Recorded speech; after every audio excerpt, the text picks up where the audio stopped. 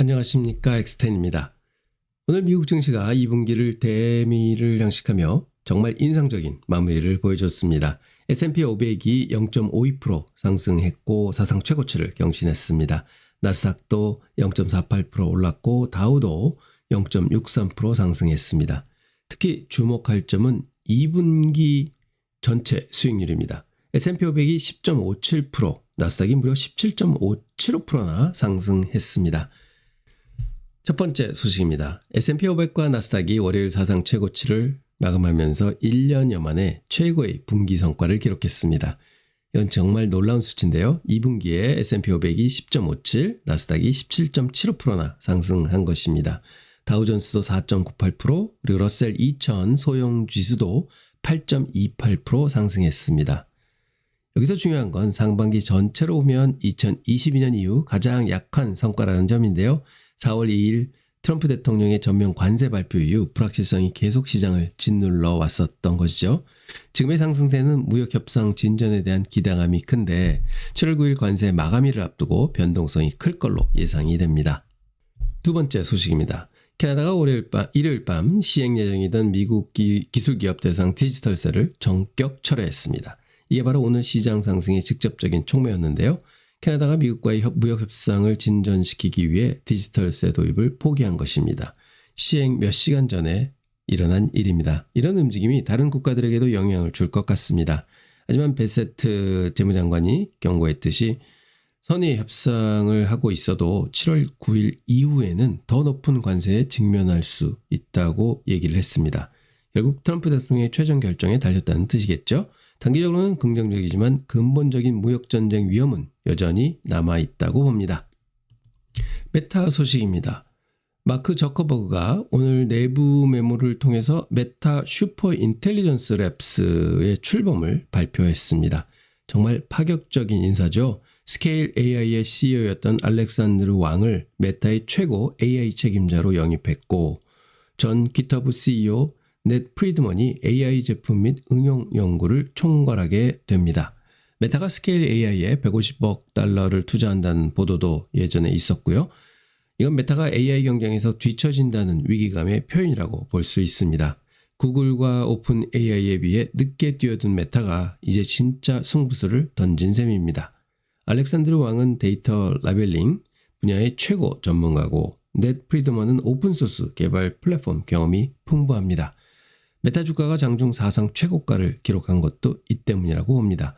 하지만 실제 성과가 나오기까지는 시간이 걸릴 것 같고 막대한 투자 비용이 단기 수익성에는 부담이 될 수 있을 것 같습니다. 다음 소식입니다. 주요 미국 은행들이 연준의 연내 스트레스 테스트를 통과하면서 수십억 달러 규모의 자사주 매입과 배당의 길이 열렸습니다. 이게 은행주 섹터 전체를 끌어올렸고 스트레스 테스트 통과는 은행들이 경기 악화 상황에서도 충분한 자본을 유지할 수 있다는 뜻입니다. 투자자들에게는 정말 좋은 소식이죠. 은행들이 이제 자사주 매입과 배당을 늘릴 수 있게 됐습니다. 특히 금리가 높은 상황에서 은행들의 순이자 마진이 양호한 상태라 배당 여력이 충분합니다. 다만 트럼프 행정부의 금융규제 완화 정책과 맞물려 은행주가 이미 상당히 올랐기 때문에 밸류에이션 부담은 여전히 있을 것 같습니다. 오라클이 2025년 회계연도 강력한 성장 전망을 제시하며 주가가 7%나 급등했습니다. 샤프라 키츠 CEO가 2026년 회계연도가 강세로 시작될 것이라고 발언한 게 촉매제였습니다. 특히 오라클 클라우드 인프라 성장이 계속해서 50%를 상회할 것이라는 전망도 나왔고요. 오라클의 AI 전환이 드디어 결실을 맺고 있다는 신호로 보입니다. 46년 된 전통적인 데이터베이스 회사가 AI 시대에 맞춰 클라우드 인프라로 성공적으로 피벗하고 있는 것입니다. UBS가 목표 주가를 240달러로 제시한 것도 현재 주가 대비 20% 상승 여력이 있다고 말하는 것입니다. 하지만 AI 붐이 언제까지 지속될지는 미지수이고 경쟁이 치열해지면서 마진 압박도 있을 수 있습니다. 상원 공화당이 트럼프의 3조 3천억 달러 규모 세금 감면 및 지출 법안 통과를 위해 마라톤 세션을 시작했습니다. 7월 4일 독립기념일 전에 통과시키겠다는 목표인데요. 36조 2천억 달러의 국가부채에 3조 3천억 달러를 더 보태는 것에 대해 공화당 내부에서도 의견이 엇갈리고 있는 상황입니다. 단기적으로는 기업 세율 인하와 개인 세금 감면이 경기 부양에 도움이 될 것 같습니다. 하지만 장기적으로는 재정 적자 확대가 인플레이션 압력으로 가중될 수도 있습니다. 연준의 금리 정책에도 영향을 줄 수 있고 국가 신용 등급 하향 위험도 존재합니다. 시장은 지금 당장의 경기 부양 효과에 주목하고 있지만 재정 건전성 우려가 커지면 장기 국제 금리 상승으로 이어질 수도 있다고 봅니다. 다음 소식입니다. 텍사스 주지사 그렉 애보트가 금과 은을 일상적인 금융거래의 법정화폐로 지정하는 법안에 서명했습니다. 2027년 5월부터 시행되는 이 법안에 따르면 텍사스 주민들은 금이나 은을 계좌에 예치하고 직불카드로 달러 환산액만큼 결제할 수 있게 됩니다. 이건 정말 흥미로운 실험인데요. 인플레이션과 달러 가치 하락에 대한 해지 수단으로 금과 은을 활용하겠다는 것입니다. 암호화폐나 CBDC에 대한 대안적 접근이기도 하고요. 단기적으로는 금 선물 가격에 긍정적일 수 있지만 실제 구현에는 많은 기술적, 제도적 난제가 있을 것 같습니다. 다른 주들이 따라할지도 지켜볼 포인트입니다. 마지막 소식입니다. 실리콘카바이드 반도체 업체 울프스피드가 사전 패키지 구조조정 계획을 발표하면서 주가가 장후 거래에서 100% 이상 상승하고 있습니다. 부채를 70% 줄이고 연간 현금이자 지급액을 60% 감축했다는 계획인데요. 이미 미국 파산법 11조에 따라 회생 절차에 들어갔고요. 이건 정말 극적인 반전입니다. 울프스피드 주가가 올해 들어 90% 이상 폭락했는데 구조조정을 통해 재개할 수 있다는 기대감이 반영되고 있습니다. 실리콘카바이드는 전기차와 재생에너지 분야에서 핵심 소재인데요. 회사가 살아남기만 하면 장기적으로는 큰 시장이 기다리고 있습니다. 하지만 기존 주주들은 상당한 지분 희석을 각오해야 하고 경영진 교체와 사업 구조 변화도 예상됩니다. 오늘 시장을 보면서 느낀 건 투자자들이 단기적인 호재에는 민감하게 반응하지만 장기적인 구조적 리스크는 아직 충분히 반영하지 못하고 있다는 것입니다. 무역협상 진전 소식에 환호하지만 7월 9일 관세 마개비를 여전히 남기고 있고요. 메타의 AI 투자는 인상적이지만 실제 수익으로 이어지기까지는 시간이 좀 걸릴 것 같습니다. 내일은 6월 고용지표와 ISM 제조업 지표가 발표가 됩니다. 파월 의장을 비롯한 연준 인사들의 발언도 예정되어 있습니다.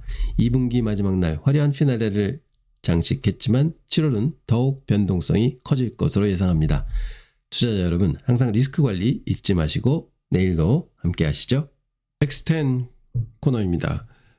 지난 시간에 이어서 두 번째 시간인데요. 미국 IPO 투자로 23만 3천 프로 달성하기라는 제목인데 여러분들이 이 수익률 보시면 아이 말도 안 돼 하시겠지만 한번 확인해 보시면 아 가능하겠구나 하는 생각도 하실 것 같습니다.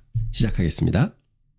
자, 7,000불을 초기에 투자합니다. 우리나라 돈으로 환산하면 한 1,000만 원 시작해서 45년 동안 이 IPO 포트폴리오에 투자를 했더니 1,600만 불, 즉 2천억 정도가 됐다 해서 수익률은 23만 3,430%가 났습니다 하는 포트폴리오의 성과인데요. 진짜 이렇게 투자하셨으면 날 수 있는 게 있었습니다. 이게 뭐냐면 맥세븐 주식들을 상장 초기, 즉 상장 첫날 투자를 해서 계속 1,000불씩 투자를 한 거죠. 그러니까 7,000불을 각 1,000불씩 7개 종목이니까 7,000불을 투자했으면 45년 후에는 이런 성과가 나옵니다 하는 겁니다. 그래서 결국은 이걸로 보면 알 수 있는 거는 좋은 주식들은 끝까지 쥐고 있어야 된다. 하지만 실전에서는 좀 실행하기 어려운 결과이지만 사실은 이게 결과적으로 보면 이렇게 큰 수익이 날 수 있었다 하는 걸 볼 수 있습니다. 그리고 지금 현재 맥세븐 주식들의 면을 보면은 다 IT죠. 기술주들입니다. 그래서 그간 45년간 기술의 발달이 있었고 그 기술이 세상을 바꿨고 그래서 거기에 관련된 탑 주식들이 수익이 가장 많이 났다. 이렇게 확인할 수 있는 것이죠. 그래서 시대를 읽는 흐름이 필요하다 하는 것도 이런 분석을 통해서 알아볼 수 있는 것 같습니다. 그리고 그 포트폴리오의 성과를 보면은요. 연평균 수익이 33.85%입니다. 즉 위대한 투자자 워렌 버핏도 한 20% 정도 났다고 하고요. 예전에 조지 소로스라고 들어오셨을 겁니다. 그분도 혹자는 29%의 수익률이었다. 이렇게 얘기는 하지만 이 맥세븐의 IPO 투자 전략은 33.85%, 어마어마한 수익률을, 연간 수익률을 냈고요. 즉 S&P가 10.47%, 이것도 굉장히 큰 수익이지만 이거의 3배를 다뤘다 할 수 있고, 변동성은 지수 변동성 14%보다는 2배 많은 28%의 변동성, 즉 흔들림은 많았다 하고 볼 수 있고요. 맥시멈 드로다운이 가장 중요하죠. 즉 고점 대비해서 얼마나 빠졌느냐. 그러면 지수는 55% 빠졌는데 그 맥세븐 포트폴리오는 65% 빠졌습니다. 그러니까 그렇게 많이 빠지진 않았네 싶어서 이 정도는 개별 주식들은 이렇게 가져올 만하구나 또 생각을 하실 수 있습니다. 그리고 본 베타는 1.28배가 나왔고, 저 밑에는 샤프 레이셔 우리 공부했었죠. 그 지수는 0.52의 샤프 레이셔를 가졌는데 그보다 훨씬 높은 0.64를 가졌다. 즉 수익률이 위험 대비해서 많이 내줬구나 하는 거를 읽을 수 있습니다. 그리고 쭉 이제 개별적으로 분석을 해보면 제일 많이 투자한, 기계에 투자한 게 이제 45년, 애플이 상장한 지 45년 됐고요. 마이크로소프트는 39년, 그 다음에 아마존이 28년 됐고요. 엔비디아가 26년 됐습니다. 뭐 되게 오래됐죠. 그다음에 보시면은 구글이 21년 됐고, 그다음에 테슬라가 15년이 됐고요. 메타가 가장 최근에 상장해서 13년이 됐습니다. 그런데 이 표를 한번 종합해 보면 특징적인 건 뭐냐면은 최고 가치, 최고 수익률을 낸 거는 마이크로소프트였습니다. 600만 불 이상 벌어줬고요. 그다음에 최고 연평균 수익률은 테슬라가 차지합니다. 테슬라가 45%나 벌어줬고요. 최장기간 투자는 애플이 45년, 그다음에 주식 분할을 가장 많이 한 거는 엔비디아입니다. 480배 된 거죠. 그러니까 한 주를 가지고 있었으면 480주가 지금 된 겁니다. 그다음에 최고 주가 자체, 절대 주가 가장 높은 거는 733불을 기록한 메타입니다. 메타가 액분을 한 번도 안 했어요. 38불에 상장해서 지금 그대로 유지하고 있습니다. 그래서 보면 우리 대한민국 투자가분들이 미국 주식 가장 많이 가지고 있는 게 테슬라죠. 역시 단기적으로 수익률을 가장 많이 준 주식에 가장 많이 투자하고 계시다. 그 다음이 엔비디아입니다. 엔비디아가 보면은 또 40%입니다. 연평균 수익률이. 역시 우리나라의 개인 투자가분들은 단기적으로 수익을 많이 준 주식에 관심이 많으시고 이런 주식에 베팅을 많이 하고 계시는구나 하는 걸 알 수 있습니다. 자, 그렇지만 아까 말씀드렸던 그런 맥세븐 투자는 지나 보니까 그렇게 알지, 어떻게 45년간 뭐 30년간 그런 걸 잘 알아서 투자해서 가지고 있겠습니까? 그래서 제가 말씀드리는 IPO 투자 전략은 일단 좋은 주식들은 저렇게 많이 상승할 수 있다 하는 걸 말씀드리는 거고요. 근데 현실적으로 우리가 IPO 주식을 투자할 때는 어제 말씀드렸던 것 같이 이런 베이스를 형성한 후에 그게 브레이크아웃 전략 상태가 나왔을 때 그거를 쫓아서 사는 게 맞습니다. 단 거래량을 꼭 확인하셔야 되고, 거래량이 없는 브레이크아웃은 이게 페이크 브레이크아웃이 될 경우가 많습니다 하는 말씀을 드렸습니다. 그래서 저희는 전략적으로 접근해서, 즉 아까도 맥세븐을 보여드린 이유는 그렇게 많이 오를 수 있구나 주식이라는 건, 이걸 보셔야 됩니다. 그래서 주식은 항상 많이 오르는 주식에서 수익을 많이 내셔야 되고요. 빠지면은 당연히 손절매를 하셔서 위험은 제한하고 수익은 끝까지 가져가는 전략을 쓰셔야 됩니다. 그래서 이 IPO 투자 전략도 똑같이 그런 전략적 접근에서 투자를 하셔야 되고요. 그래서 예를 몇 개 들어드리겠습니다. 나노뉴클리어라는 주식이 있습니다. 이게 2024년 5월 8일 날 상장을 했는데요. 원자력 관련한 주식이죠. 그래서 최고 수익률은 상장해서 525%까지는 찍었습니다만 뭐 이거를 다 득하지는 못하겠죠. 그래서 보면 처음에 상장해서 조금 눌림목을 가지다가 다시 올라왔습니다. 단기적으로. 그래서 이거는 이때까지는 사실은 아직 베이스가 형성이 안 됐고요. 그 이후에 거래량이 좀 줄면서 한 6주간에 걸쳐서 이렇게 박스권을 형성을 했습니다. 그래서 베이스가 완성을 했고 거래량이 수반되면서 브레이크아웃이 나왔죠. 그래서 이때 이제 따라잡는 게 정석이고요. 그렇게 사셨으면 단기적으로도 이때 팔 수 있었고 그다음에 오래 가져가셨어도 한 300%의 수익률을 내십니다. 28주 동안에. 그래서 이런 것들을 보면 아까 얘기한 그런 브레이크아웃 전략이 분명히 통할 수 있구나 하는 거 보실 수 있고요. 근데 이렇게 주가가 이제 많이 상승했던 이유는 ESG 펀드에서 기관 투자가들이 유입돼서 거래량을 만들어주고 주가 상승을 줬다 하고 읽을 수가 있습니다. 그리고 다시 말씀드리지만 AI 데이터 센터 전력 수요가 막 늘어나고 있잖아요. 여러분들 다 아시지만 그래서 소형 원자력 기술은 향후 10년간의 메가 트렌드를 가졌다 하는 거를 또 명심하셔야 될 것 같습니다. 다음은 레딧이라는 종목입니다. 이게 2024년 3월 21일 날 상장이 됐는데요.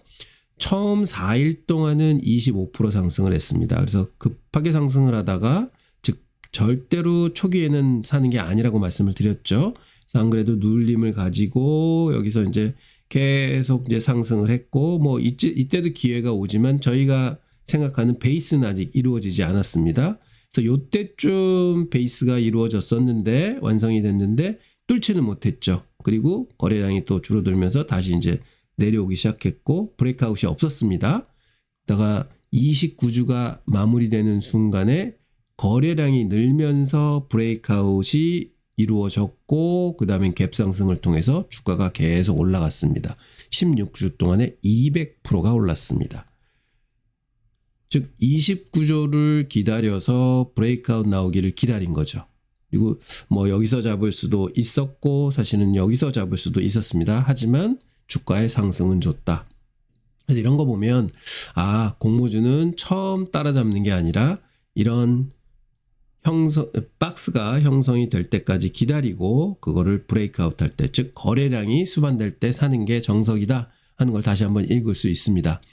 또한 랜드브릿지라는 게 있습니다. 이게 267%가 올랐는데요. 이거는 24년 7월에 상장이 됐습니다.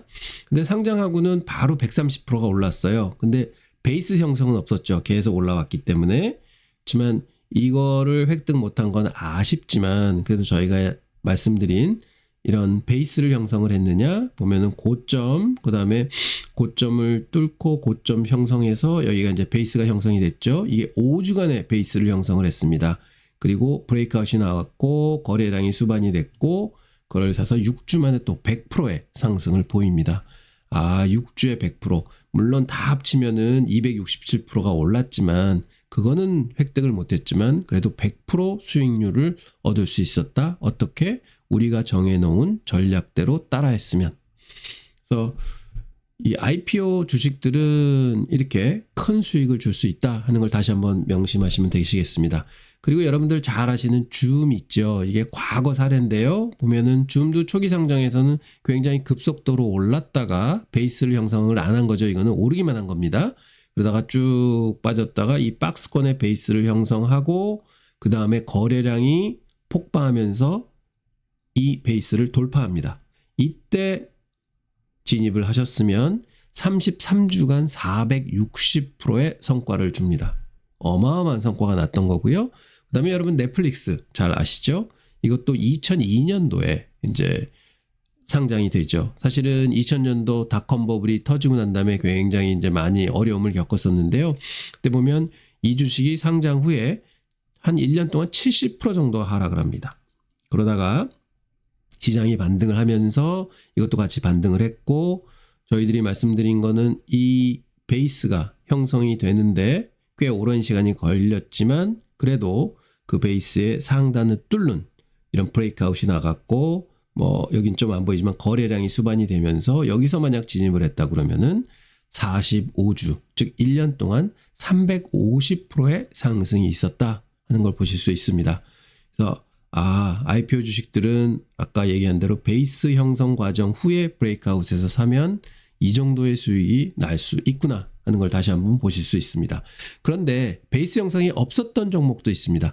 로빈훗이라고 그 코로나 했을 때 개인들이 그 주식 투자를 많이 하면서 모바일로 했잖아요. 그 모바일 거래 플랫폼을 만드는 데가 이제 로빈훗입니다. 회사인데 보시면 처음에 상장하고는요 진짜로 불상승을 했습니다.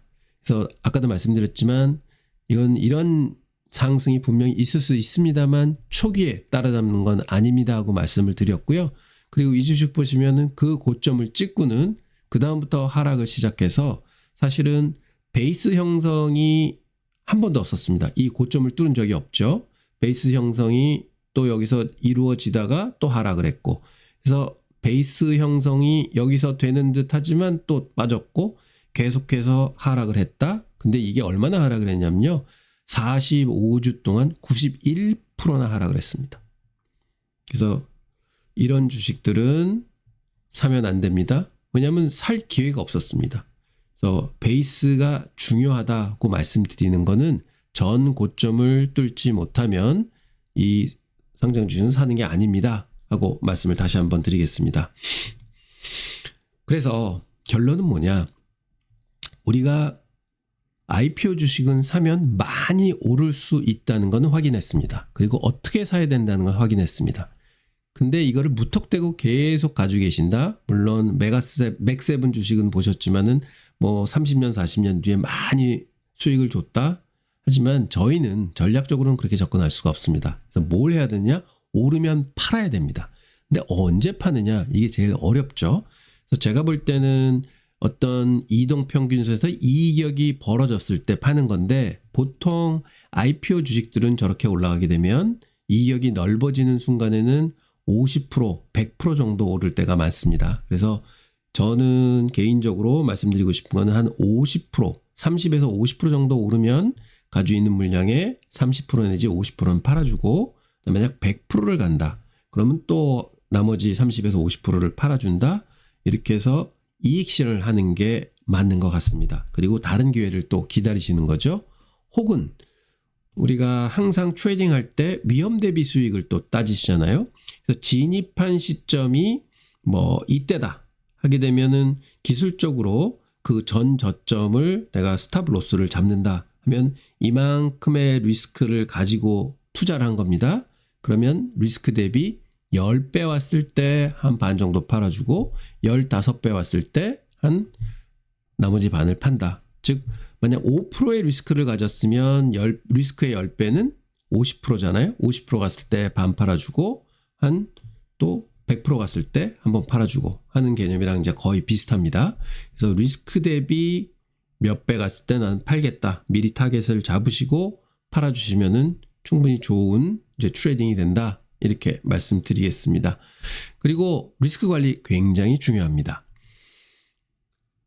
특히 IPO 주식들은 상장이 되고 며칠 안 지났을 때 6주 뭐 8주 이렇게 지났을 때 이제 브레이크아웃이 나온다고 말씀을 드렸잖아요. 그러면 200일 이평조차도 형성이 안 될 때입니다. 그래서 중요하게 봐야 되는 게 50일 이평이 굉장히 중요한 지표다. 이렇게 보셔야 되고요. 10일, 20일, 50일 그래프를 그려서 만약에 눌림목을 줬을 때 10일 이평을 깨고 20일 이평을 지지하면서 반등을 한다. 거래량이 수반이 된다. 그러면 굉장히 이때가 좋은 진입 시점이다. 그래서 트레이딩하기 좋은 시점이고요. 그 다음에는 절대적인 게 있습니다. 50일 이평이 깨지면 무조건 손절매를 하셔야 됩니다. 그리고 기회를 다시 보셔야 됩니다. 왜냐하면 IPO 주식이라고 항상 다 가는 건 아닙니다. 그래서 이 스탑 로스는 50일 이평을 생명선으로 잡으시고 매매를 하셔야 된다 하는 것도 같이 말씀을 드립니다. 이제 이런 걸 쭉 보시다 보면 이제 본인들의 그런 스탑 로스나 이런 것들이 다 이제 잡히실 겁니다. 그리고 또 뭐가 있냐면요. 어쩔 때는 매우 고평가된 IPO가 이루어질 때가 있습니다. 아까 로빈후드 보셨죠? 그때도 보면은 굉장히 고평가된 밸류에이션을 가지고 상장을 했고 거기서부터 더 올랐습니다. 그렇기 때문에 누가 공매도를 하냐? 기관 투자가들이 굉장히 공매도를 많이 합니다. 이런 주식들은. 그럼 공매도로 해서 주가가 쭉 밀렸다 하다가 어느 정도의 이제 합의점에 다다르게 되면 주식이 이제 반등을 하게 되죠. 반등을 할 때는요. 이 공매도한 세력들이 전부 환매수를 하게 됩니다. 그래서 결국은 상승 탄력이 훨씬 더 빨라집니다. 그래서 제가 브레이크아웃 전략은 이럴 때 사십시오 하는 거 말씀드리는 게 이렇게 만약 이런 공매도 세력들의 바이백, 즉 환매가 들어오게 되면 상승은 더 커진다. 이렇게 볼 수 있겠습니다. 그래서 이런 것도 매우 고평가된 IPO에는 적용되는 전략이다. 이렇게 봐주시면 되겠습니다. 그래서 전략적 접근을 해야 된다고 말씀드린 건 뭐냐. 내가 뭐 분석을 잘해서 혹은 뭐 SNS 분석을 잘해서 신문을 기사를 잘 봐서 이 주식은 무조건 가는 공모주 주식이야, IPO 주식이야 하고 예측하시면 안 됩니다. 그런 예측은 통할 수가 없고요. 결론은 뭐냐.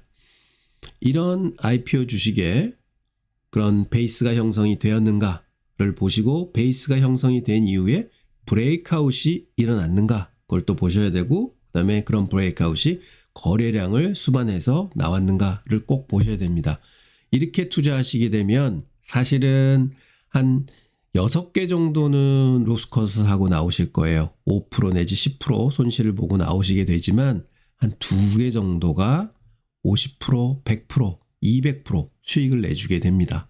즉 한 6번 5%에서 10% 손실 보고 2번 정도는 50%에서 100% 벌고 이거는 어마어마한 수익이 되는 거거든요. 그러니까 이런 게 쌓여서 큰 수익을 만든다.